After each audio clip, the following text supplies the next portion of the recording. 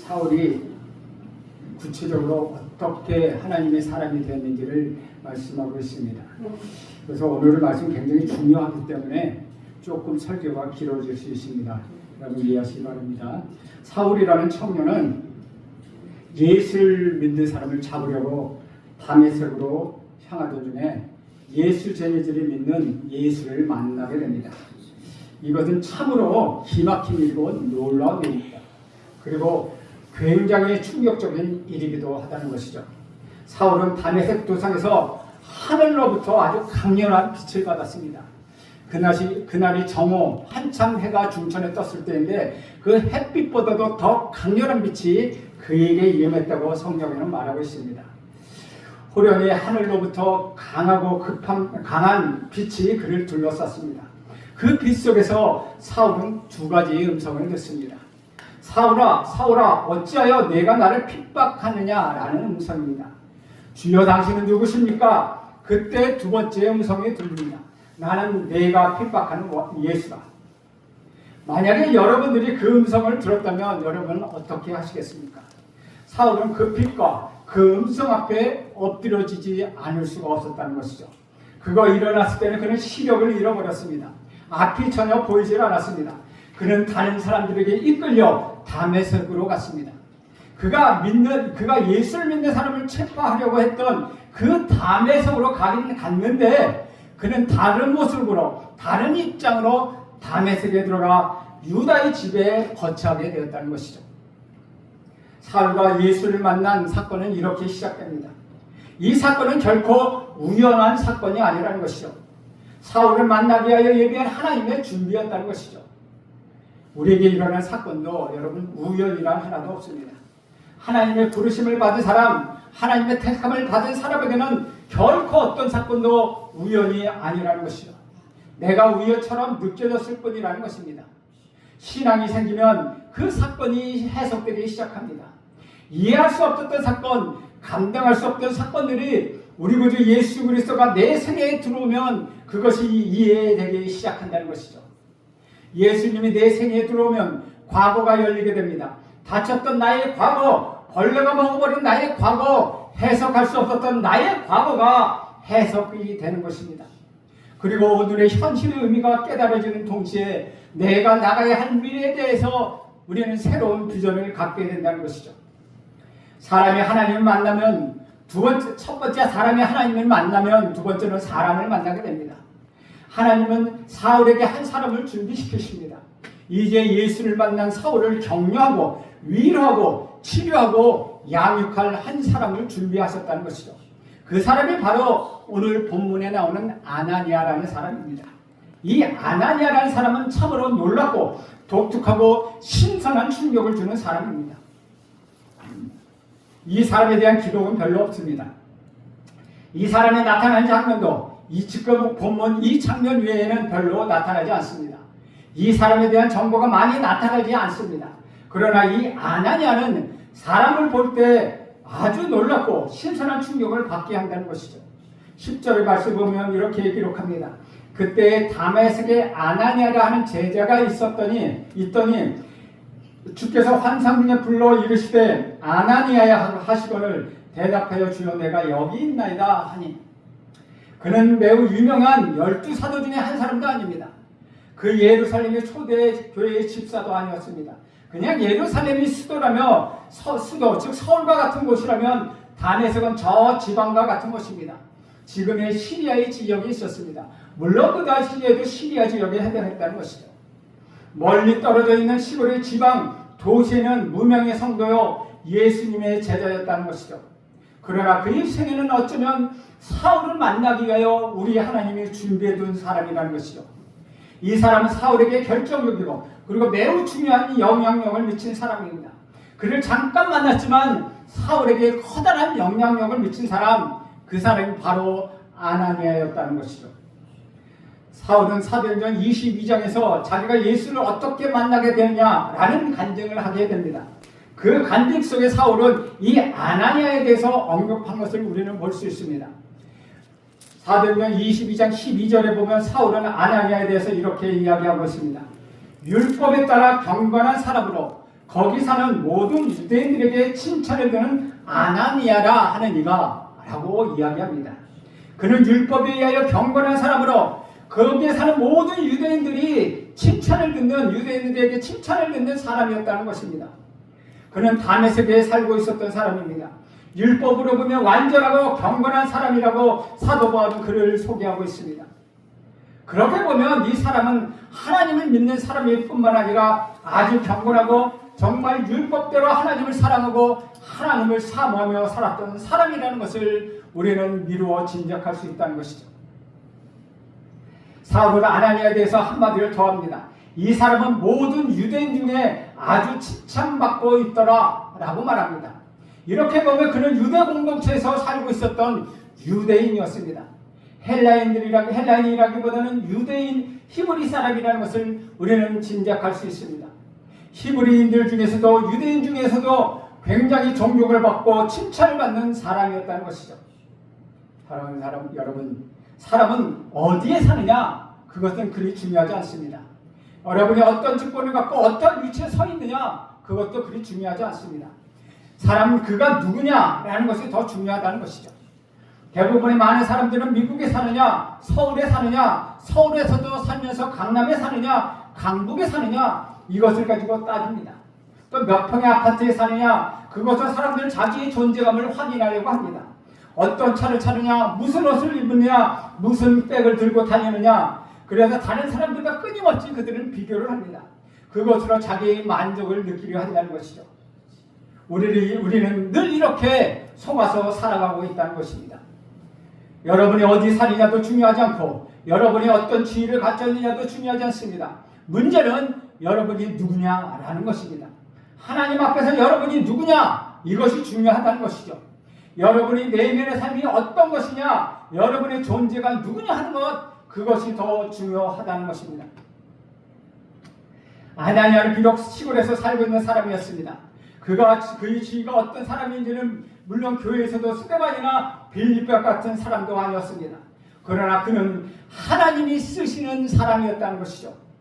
그리고 그가 결정적인 순간에 자기 역할을 잘 해냈던 사람이라는 것이죠. 저는 여러분 모두가 바로 이 아나니아와 같은 사람이 되기를 축복합니다.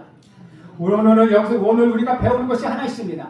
하나님이 쓰시고자 할 때 쓰임받는 사람, 그래서 하나님이 쓰시기를 위하여 늘 준비하는 사람, 기다리고 있는 사람, 주여 내가 여기 있나이다 나를 쓰옵소서. 그리고 내가 쓰임을 받을 때 결정적으로 순종하는 그런 사람, 그것이 비록 작은 사건이고 순간적인 것이지만 결정적인 역할을 미칠 수 있는 사람이라는 것을 우리는 알 수 있다는 것이죠.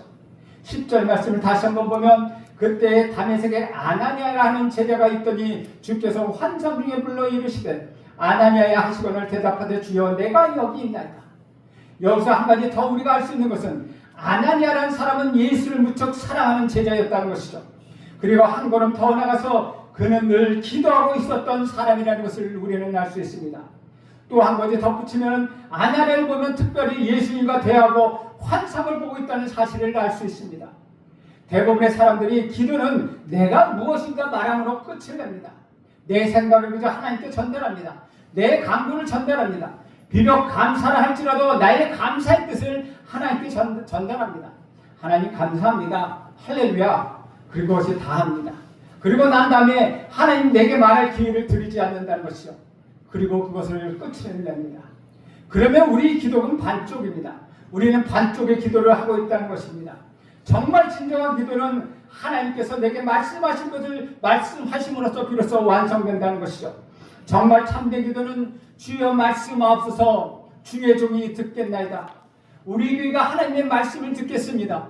우리 모두가 하나님의 말씀을 듣겠습니다. 우리 교회 권사와 집사들이 하나님의 말씀을 듣겠습니다.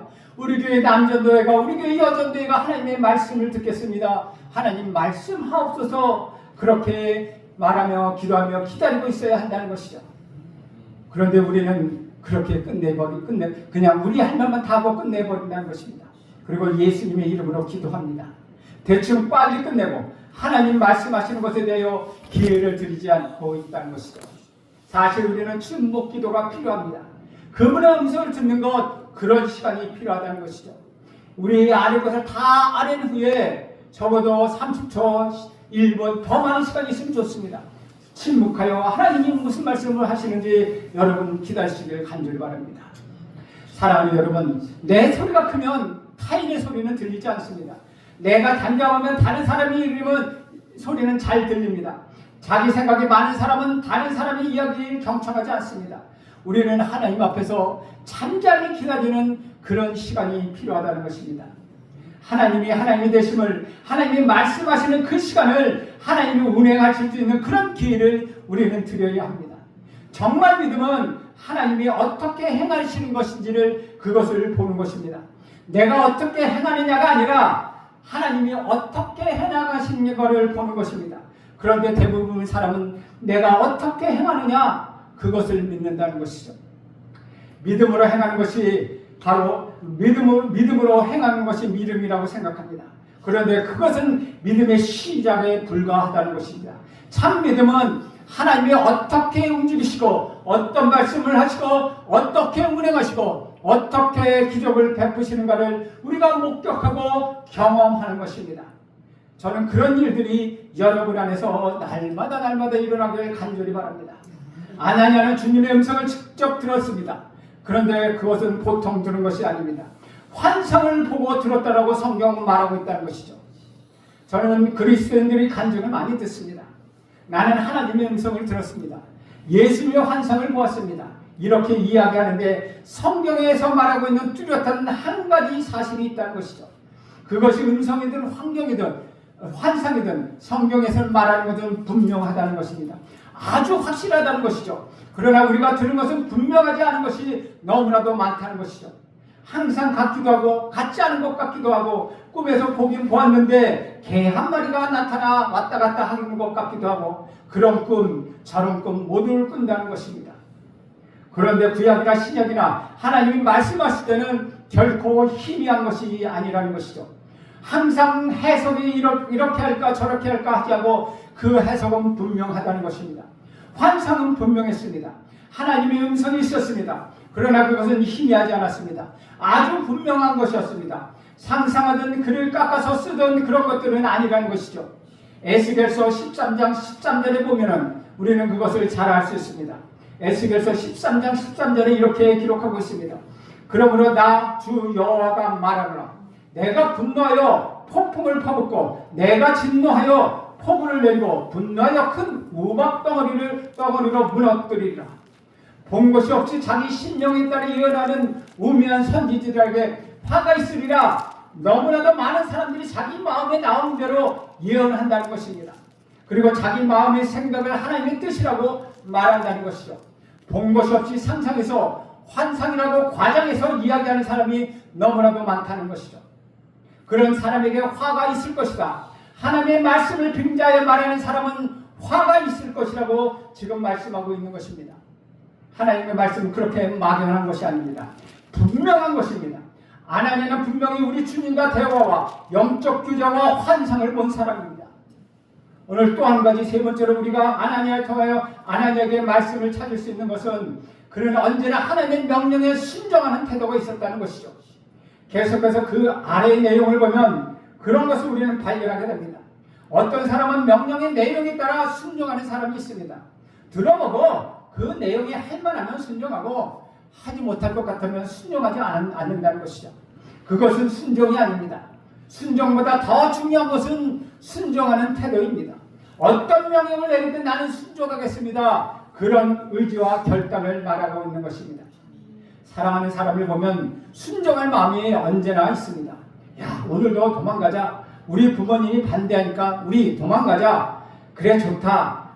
도망갑시다. 도망가자고 말해도 사랑하면 서로께 좋다고 도망갑니다. 사랑하는 사람들 보면 그 내용을 따지지 않는다는 것이죠.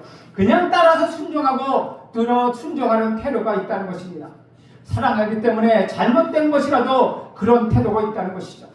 하나님을 사랑하는 사람에게는 이런 영적 태도가 매우 중요하다는 것이죠. 그분이 당신이 말씀하신다면 내가 무슨 일이라도 하겠습니다 하는 그런 영적 태도를 말하는 것입니다. 환상 속에 주님이 나타났을 때 주여 내가 여기 있나이다. 주여 내가 여기 있나이다. 오늘 주님이 나타나실 때 여러분이 이렇게 반응하기를 저는 간절히 바랍니다. 주여 내가 여기 있습니다. 주여 말씀하옵소서. 무슨 말씀입니다. 나는 순종할 각오가 되어 있습니다. 이렇게 고백하는 여러분 모두가 되기를 간절히 바랍니다. 아담과 하와가 하와 앞에 하나님이 나타나셨습니다. 아담아 내가 어디 있느냐? 그때 아담이 뭐라고 말합니까? 주여 내가 여기 있나이다. 그렇게 말했습니까? 그렇게 대답했습니까? 결코 아닙니다. 주여 내가 벌거벗어서 숨었나이다. 죄가 있는 사람은 순종할 마음이 없습니다. 언제나 따져보고 생각해보고 내가 잘하면 잘하고 내가 나한테 잘 안 해주면 잘하지 않습니다. 이런 것이 있다는 것이죠. 그러나 사랑하는 사람, 그 심령이 깨끗한 사람, 하나님께 뜨거운 애정을 갖고 있는 사람은 주님 말씀하셔서 이렇게 응답하는 것입니다. 죄가 있는 사람은 하나님이 부를 때 얼른 숨어버립니다. 그렇게 눈만 내어놓고 이렇게 봅니다. 어떤 사람은 교회가 부르면 주님이 부르면 딱 숨어버린다는 것이요. 이것 좀 봉사하세요. 이것 좀 사역하세요. 그러면 저는 못해요. 그러면서 숨어버린다는 것이죠. 먼저 숨고 이렇게 어떻게 되는지 관찰해 봅니다. 저는 여러분 모두가 그렇게 하지 않기를 간절히 바랍니다. 주님이 부르실 때 여러분 숨지 않고 주여 내가 여기 있나이다 라고 대답하시길 간절히 바랍니다. 사랑하는 여러분, 순종이란 영적 태도를 가지십시오. 적극적인 태도를 가지십시오. 하다가 못하면 그때 못하더라도 순종하는 태도를 가지십시오. 그때 하나님이 축복이 여러분에게 임하게 될 것입니다. 그러면 예수님께서 아나니아에게 부탁한 내용은 무엇입니까? 11절 내용을 보면 우리 이렇게 기록되어 있습니다. 주께서 이르시되 일어나 집가라 하는 거리로 가서 유다의 집에서 다섯 사람 사울이라 하는 사람을 찾으라. 그가 기도하는 중이니라. 환상에 나타난 주님의 명령은 막연하지 않았습니다. 아주 구체적이었고 아주 분명했습니다. 거리 이름이 우선 나옵니다. 집으로 가는 거리, 그 집의 주소가 나온다는 것이죠. 그리고 유다라는 사람의 집, 그리고 만나야 될 사람까지 분명하게 말씀하십니다. 다섯 사람 사울, 얼마나 구체적인 것입니까? 하나님은 우리에게 구체적으로 인도하십니다. 아나니아는 영적으로 순종하는 태도를 가지고 있는 사람입니다. 그러나 내용을 들어보면 놀랍습니다. 굉장히 충격적이고 당황스러운 것입니다. 이것은 순종하지 않겠다는 것이 아니라 그 내용 자체가 길에 전혀 상식에 전혀 벗어난 내용이라는 것이죠. 그래서 아나니아는 13절과 14절 같이 대답합니다. 13절과 14절에 보면은 아나니아가 대답하되 주여 이 사람에 대하여 내가 여러 사람에게 들었사온즉 그가 예루살렘에서 주의 성도에게 적지 않은 해를 끼쳤다 하더니 여기서도 주의 이름을 부르는 모든 사람을 결박할 권세를 대제사장들에게 받았나이다 라고 이렇게 대답합니다. 아니 하나님 다섯 사람 사울을 말씀하시는 것입니까?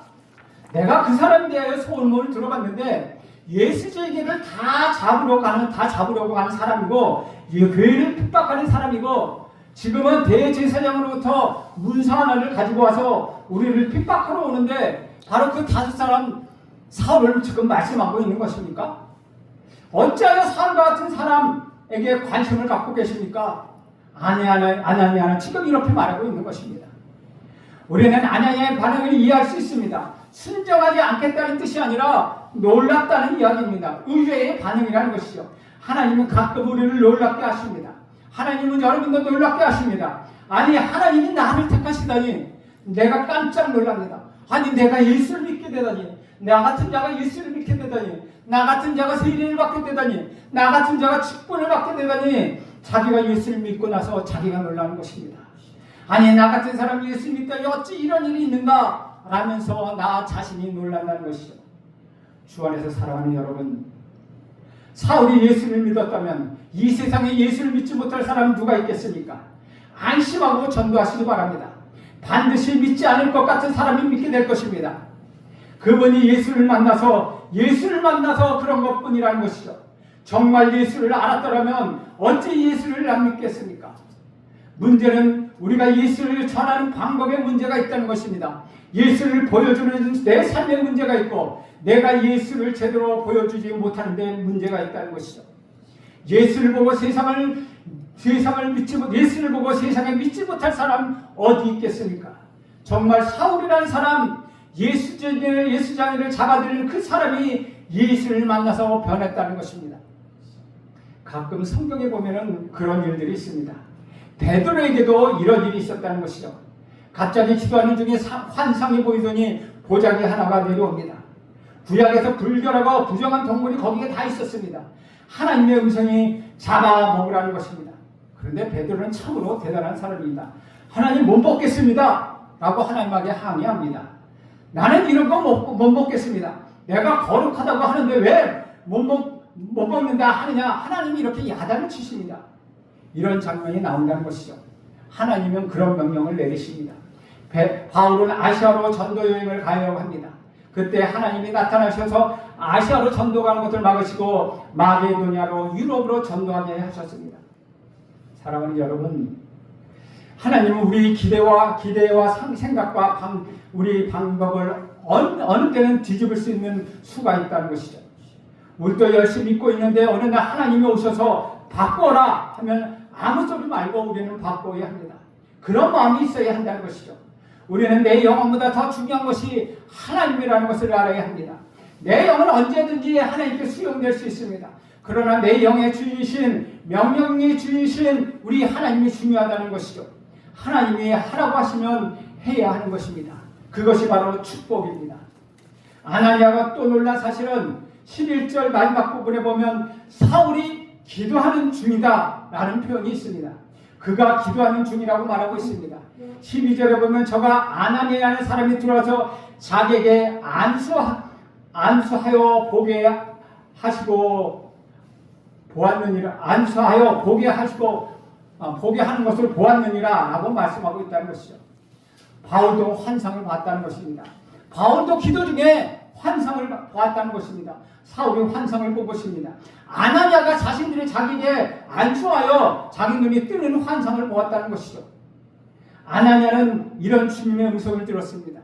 주님의 음성을 들었을 때 두말하지 않고 즉각 두려움과 선입감과 염려 그 모든 것을 전부 내려놓고 그는 그대로 순종했다는 것이죠. 저는 여러분에게 이런 말씀을 드리고 싶습니다. 순종하는 자는 정말 하나님의 비밀을 보게 된다는 것입니다. 순종하는 자마다 하나님의 비밀의 축복을 보게 된다는 것입니다.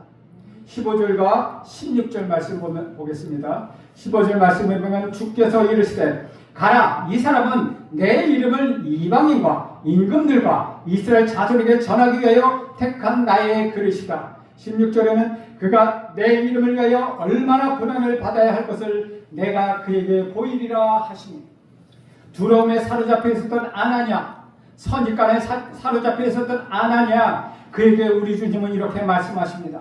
먼저 이 사람 사울이라는 사람은 내 이름을 위하여 이방인과 임금들과 이스라엘 자손에게 전하기 위하여 택한 나의 그릇이라고 말씀하십니다. 그리고 두 번째, 내 이름을 위하여 고난을 화를 겪을 사람이라고 말씀하십니다. 어찌 이런 말씀을 하신 것입니까? 해를 얼마나 바라야 할 것을 내가 그에게 보이리라. 그는 나의 택한 종이라. 여러분 어떻습니까? 사울이라는 사람은 하나님의 택한 그릇이라고 말합니다. 그러면 누구를 위하여, 이방인을 위하여, 아프리카를 위하여 택할 그릇은 누구입니까? 아시아를 위하여 택할 그릇은 누구입니까? 러시아와 중국 저 북한 땅을 위하여 택한 그릇은 누구십니까? 이스라엘권과 불교권과 힌두권에 하나님이 택한 백성을 찾게 하여 하나님은 누군가 택하여 보내시기를 원한다는 것입니다. 그 누군가가 저는 여기 있을지도 모른다는 것이죠. 하나님 말씀하십니다. 너는 내가 택한 그릇이다. 주님은 여러분을 지금도 부르시고 계십니다. 주님은 사울을 불러서 이방인 전체를, 유럽을, 전 세계를 복음화시키는 그런 그릇으로 삼으셨습니다. 하나님은 여러분 중 한 사람을 택하셔 이 민족을 변화시킬 수 있습니다. 이 나라를 변화시킬 수 있습니다. 그리고 여러분의 가정도 변화시킬 수 있고, 여러분 한 사람을 택하셔서 엄청난 일을 하실 수 있다는 것입니다. 17절 말씀 보겠습니다. 아나니아가 떠나 그 집에 들어가서 그에게 안수하여 이르되 형제 사울아, 주 곧 내가 오는 길에서 나타나셨던 예수께서 나를 보내어 너로 다시 보게 하시고 성령으로 충만하게 하신다 하니 라고 말하고 있습니다. 16절과 17절 사이에는 어떤 휴식도 없습니다. 어떤 텀도 없습니다. 그냥 바로 이어집니다. 그 말을 듣는 순간 아내 하나는 즉시 발걸음을 옮겨 사울의 집에 다다라 있었다는 것이죠. 그는 형제 사울아 라고 부릅니다. 저는 이 말에 얼마나 감동을 받았는지 모릅니다. 원수 사울아가 형제 사울로 변했다는 것입니다. 여러분 어떤 사람도 변할 수 있습니다. 여러분도 변할 수 있습니다. 여러분의 자녀도 변할 수 있습니다. 여러분의 가정도 변할 수 있습니다. 우리 교회도 변하고 우리 민족도 변하고 우리 대한민국도 변할 수 있다는 것입니다. 하나님이 그렇게 하실 것입니다. 아나니아는 안수를 했다고 나옵니다. 나는 이런 안수가 여러분에게도 임하기를 간절히 바랍니다. 안수를 하게 하셔서 너의 눈을 뜨게 하시고 성령이 너에게 임하도록 충만히 임하도록 성령 세례를 거쳐서 성령 충만함이 임하기를 저는 여러분에게 간절히 바랍니다. 이 모든 것이 여러분에게 임하는 축복이 되기를 간절히 바랍니다. 오늘 여기서 사도행전의 놀라운 법칙 하나를 우리는 발견해야 합니다. 그것은 언제나 하나님의 사건이 일어날 때마다 성령의 사건이 먼저 일어난다는 것입니다. 사마리아 사람이 예수를 믿었다고 할 때 베드로와 요한이 그곳에 가서 그들을 안수하니 성령이 비로소 임하였다고 이야기합니다. 이것은 고넬료의 경우도 마찬가지입니다. 이것은 에베소에 있는 많은 12제자의 경우도 마찬가지였다는 것이죠. 우리는 더 이상 이것을 논쟁할 필요가 없다는 것이죠. 사도행전의 역사는 성령의 역사이기 때문입니다. 나는 여러분이 모두 이 성령의 충만함을 받길 간절히 소원합니다. 나는 여러분 모두가 성령의 능력을 받기를 간절히 바랍니다. 성령의 살아계신 그 역사를 여러분 삶 속에서 경험하기를 간절히 바랍니다. 예, 우리는 예수님의 진실로 믿는 것이 아닙니다. 2000년 전 팔레스타인에 있었던 그 예수를 믿는 것이 아닙니다. 물론 예수님은 사실이고 실제지만 그분은 지금 다시 살아내셔서 성령으로 저와 여러분에게 것이고 말씀하시고 운행하시고 기적을 베풀어 주시는 그런 분이시라는 것입니다. 18절 말씀을 보겠습니다. 18절에 보면 즉시 사울의 눈에서 비늘 같은 것이 벗어져 다시 보게 된지라 일어나 세례를 받고, 우리는 여기서 사울에 대한 독특한 것을 보게 된다는 것이죠. 아나니아가 안수를 하고 나니 사울의 눈에는 비늘 같은 것이 벗겨져서 다시 보게 되었다는 것입니다. 그리고 일어나서 무엇을 했습니까? 바로 물 세례를 받았다는 것입니다. 그러니까 성령 세례가 먼저 오고 물 세례가 뒤를 따라왔다는 것이죠. 어떤 경우는 성령 세례와 물 세례가 같이 오는 경우도 있습니다. 어떤 경우에는 물 세례가 먼저 오고 성령 세례가 오는 경우가 있다는 것입니다. 그러나 바울의 경우에는 무엇이 먼저 왔습니까? 성령 세례가 먼저 내려왔다는 것입니다.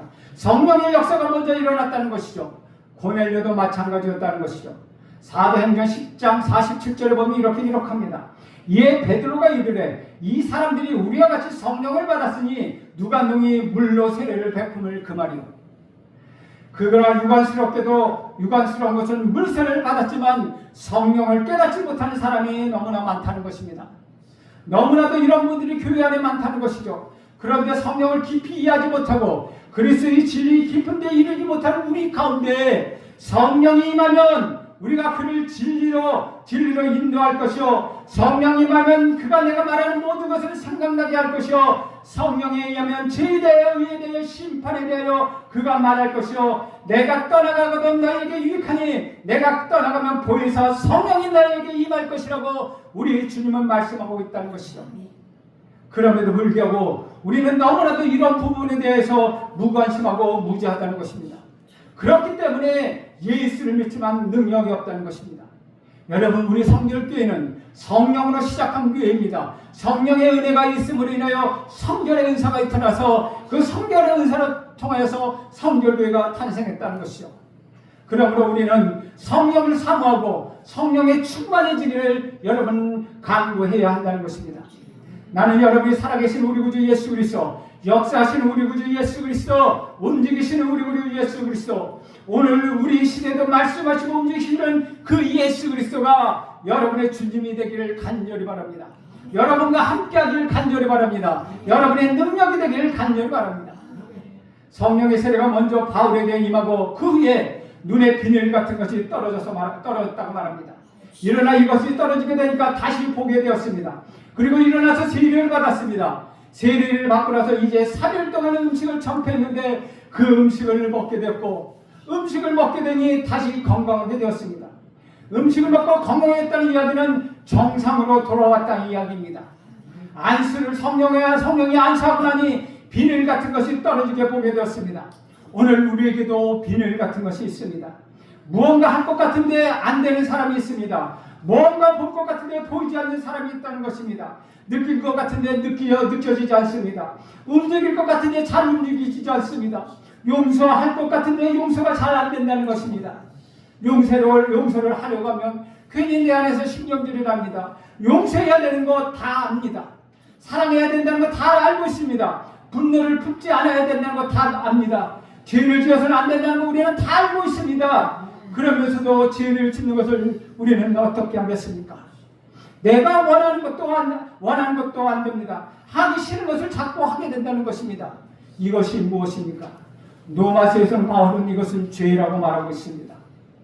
사랑하는 여러분, 인간은 자기가 절제를 못한다는 것을 알게 됩니다. 잘 안 된다는 것입니다. 비늘 같은 것이 내 눈을 가린 것입니다. 내 영을 가리고 있습니다. 내 귀를 막고 있습니다. 비늘 같은 것이 지금 내 입을 막고 있습니다. 손이 있는데 움직여지지 않습니다. 발이 있는데 옮겨지지 않습니다. 마음이 있는데 느껴지지 않는다는 것이죠. 여러분, 우리는 울무에 갇힌 것입니다. 여러분, 자유하시길 간절히 바랍니다. 그 울무를 끌어내려 버리십시오. 눈에 비늘 같은 것을 뜯어내야 합니다. 그리고 보아야 합니다. 그리고 들어야 합니다. 그리고 말해야 합니다. 그래야 움직여지는 것입니다. 우리 신앙생활은 세상에 갇힌 새처럼 아무것도 할 수 없는 비만에 걸린 사람처럼 가기는 가는데 기우뚱기우뚱거리며 가고 말은 하기는 하는데 힘이 없고 찬송을 하는데 능력이 없는 것, 그것이 지금까지 우리 신앙생활이었습니다. 바울은 비늘이 떨어졌습니다. 오늘 저는 여러분 예수의 이름으로 여러분 안에 있는 비늘이 모두 떨어져 나가기를 간절히 축원드립니다. 성령이 여러분에게 마음의 기쁨이 없는 그곳에 샘물 같은 기분이 쏟아나게 하고 의욕이 쏟아나게 하고 충만한 역사가 여러분 안에 일어나기를 간절히 바랍니다. 사울은 다시 보게 되었고 음식을 먹게 되었고 건강해졌습니다. 그러나 예전과는 달랐습니다. 밥을 먹고 건강해졌는데 무엇이 달라졌습니까? 왜 그런 사람이 있지 않습니까? 무언가 달라진 사람, 그분을 통과하고 그런 새로운 세계를 통과하게 된 것입니다.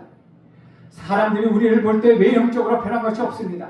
그 사람이 그 사람입니다. 그 사람이 족보가 달라졌겠습니까? 그 사람이 코가 2개 생겼습니까? 나는 여러분이 다른 사람을 물이 포도를 변하듯이 그렇게 변화되길 간절히 바랍니다. 여러분의 내면이 변화되고 여러분의 속이 변화되고 여러분의 본질이 변화되기를 간절히 바랍니다. 19절부터 20절까지 보면 이렇게 기록합니다. 음식을 먹으며 건강하여지니라. 사울이 다메섹에 있는 제자들과 함께 먹을 때 며칠 있을 때 즉시로 각 회당에서 예수가 하나님 되심을 전파하니라고 말하고 있습니다. 사울의 첫 번째 권한은 무엇입니까? 그가 예수를 말하고 있다는 것입니다. 예수 그리스도를 하나님의 아들이라고 지금 말하고 있다는 것입니다. 나는 여러분에게도 이런 변화가 있기를 간절히 바랍니다. 불을 통과하는 사람, 성령의 불을 통과하는 사람, 성령의 세례를 받은 사람, 이런 사람에게 나타나는 공통적인 변화가 있습니다. 그것은 예수에 대해서 자꾸 말하고 싶다는 것입니다. 예수에 대해서 자꾸 말하고 있다는 것입니다. 그가 무엇을 하든, 그가 밥을 먹든, 그가 잠을 자든, 그가 공부를 하든, 강의를 듣든, 그가 일을 하든, 그가 누구를 만나든 그 머릿속에서는 예수로 가득 차 있다는 것입니다. 그래서 자꾸 예수의 이야기를 하고 싶다는 것이죠. 틈만 나면 교회가 있으면 자꾸 예수가 충만해져서 그 예수님이 나를 지배하고 있다는 것입니다. 사랑하는 여러분, 내 안에 예수가 충만해야 예수가 나옵니다. 어떤 사람은 예수가 바닥난 사람이 있습니다. 아무리 퍼프질하고 야단을 쳐도 겨우 예수 한마디가 나옵니다. 그것이 잘 안 됩니다. 전도하라고 하면, 예수 이야기 하라고 하면 땀을 뻘뻘 흘리면서 할까 말까, 아니 하지 말자, 안 된다. 예수를 말하기도 힘들고 예수를 사랑하기도 힘들고, 근데 어떤 사람은 틈만 나면 예수를 이야기하는 사람이 있다는 것이죠. 그런데 오늘날 신학대학교에서는 예수 이름이 별로 없습니다. 오늘날 기독교 대학에서 예수 이름은 별로 없다는 것입니다. 모든 세미나에는 환경이라는 이름이 있고, 모든 세미나에는 민족이라는 이름이 있고, 인권이라는 이름인데 거기에는 예수 이름이 없다는 것입니다. 이것은 참으로 잘못된 것입니다. 우리나라에 얼마나 기독교 대학교가 많습니까? 그러나 거기에는 예수가 계시지 않는다는 것이죠. 예수님이 계셔야 합니다. 예수가 말해주는 것, 그것이 예수가 말해주는 것, 예수가 전파되는 것, 그것이 교회요. 그것이 바로 신학교요. 그것이 바로 기독교 병원이요. 그것이 바로 기독교 학교라는 것입니다. 나는 여러분의 가정에 예수가 말해주기를 간절히 바랍니다. 여러분의 가정에 예수로 충만해지기를 간절히 바랍니다. 여러분의 가정이 성령으로 충만해지기를 바랍니다. 여러분의 삶에 예수가 날마다 가득 차기를 바랍니다. 여러분의 삶에 성령이 여러분을 이끌어가기를 간절히 바랍니다. 예수가 여러분을 이끌어가기를 간절히 바랍니다. 여러분 안에 예수의 가정이, 여러분 안에 예수, 여러분의 가정에 평화와 기쁨이 넘쳐서 예수로 말해주기를 간절히 바랍니다. 그리하여 그 예수를 인하여 여러분이 행복해지고 여러분이 기쁨에 차고 여러분이 감격하기를 저는 간절히 바랍니다. 그럴 때 여러분이 변화될 것입니다. 그러므니 여러분의 가정이 변화될 것입니다. 그럴 때 여러분의 자녀와 여러분의 가문이 변화될 것입니다. 이 대한민국이 온전히 변화되어 주님을 찬양하는 나라가 될 것입니다. 그날에 올 때까지 우리는 예수로 충만하게 예수로 말해주는 그 날을 위하여 열심히 전진하며 나가겠습니다. 기도하겠습니다. 하나님 아버지, 오늘도 사울이 예수를 핍박하는 자에서 예수를 전하는 자로 변했습니다. 예수로 충만해졌습니다. 주님, 우리 안에 예수가 충만하게 하옵소서. 주님, 우리 안에 예수로만 살아가게 하옵소서. 예수 하나로 충분하게 하옵소서. 성령에 우리를 감싸주시고 어디를 닿았는지 누굴 만났는지 어떤 일을 하는지 예수로 충만하여 예수로 말하는 사람이 되게 하옵소서. 예수님의 이름으로 기도합니다. 아멘.